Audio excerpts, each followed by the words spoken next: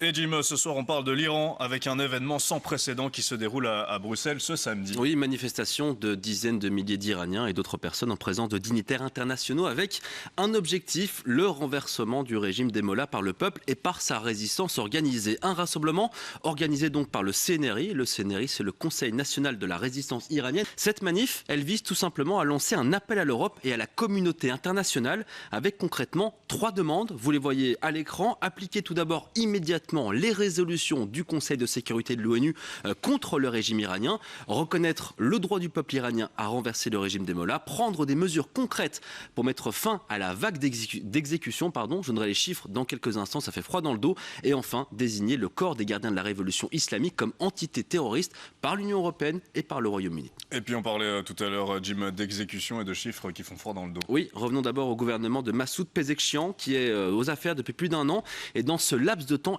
écoutez bien, il y aurait eu plus de 1670 exécutions, d'au moins 840 depuis le 1er janvier, dont certaines par pendaison publique. Le Bureau des droits de l'homme de l'ONU dénonce, je cite, un schéma systématique d'utilisation de la peine de mort comme outil d'intimidation. Et ce régime a aussi reconnu l'arrestation récente de 21 000 personnes pour des motifs politiques, dont une partie risque l'exécution.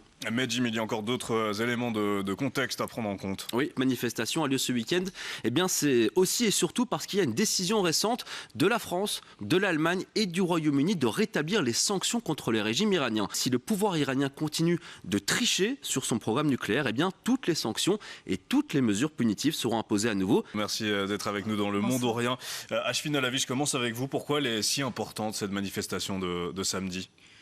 D'abord parce que c'est dans une phase tout à fait charnière. D'un côté, le régime des mollahs se trouve vraiment à bout de rouleau après justement des années de survie et avec souvent la complaisance des États occidentaux, européens ou américains.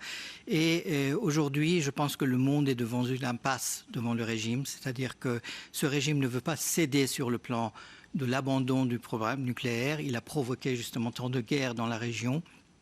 Et il se trouve extrêmement isolé à l'intérieur. À l'intérieur, il est isolé, on a pu le voir lors des soulèvements qui se sont succédés en Iran depuis 2017 et particulièrement en 2022. Et aujourd'hui, la pénurie d'électricité, la pénurie d'eau, la pénurie du pain, la cherté de la vie et également la pression qu'il y a sur la population de la part d'un régime extrêmement cruel fait que la population ne veut plus ce régime. Oui, alors comme c'est bien inscrit dans les exigences de la manifestation, notamment le fait que des dizaines de milliers de personnes vont venir réclamer que l'Europe place les gardiens de la révolution sur la liste terroriste, et nous demandons que les dirigeants du régime soient jugés dans des tribunaux internationaux pour les crimes qu'ils ont été commis, pour les génocides qu'ils ont commis en Iran. Au cours de ces années, il y a eu près de 120 000 personnes qui ont été exécutées uniquement pour leur opinion politique.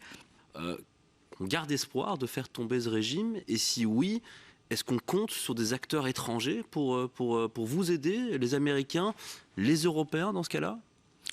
Je vais dire très clairement que non.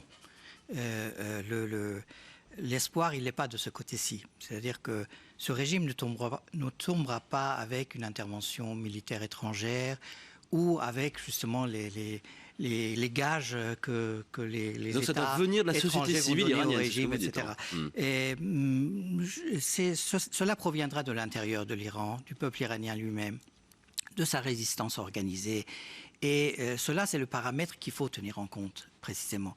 Et au moment de la guerre, Mme Mariam Rajavi, la présidente élue de la résistance iranienne au Parlement européen, elle a dit très clairement, la solution n'est pas la guerre étrangère, n'est pas la complaisance, c'est une troisième voie qui est le renversement du régime par le peuple iranien et sa résistance. Aujourd'hui, cette jeunesse dont on parle, en résistance face à ce régime. Mais moi, je pense que le plus important, c'est l'existence à l'intérieur du pays de ce qu'on appelle les unités de résistance. C'est-à-dire des jeunes qui se sont mobilisés, qui se sont organisés et qui existent partout dans l'ensemble de l'Iran et qui agissent contre le régime, contre ses symboles. Et le régime, malgré les arrestations, il n'arrive plus à stopper ce phénomène.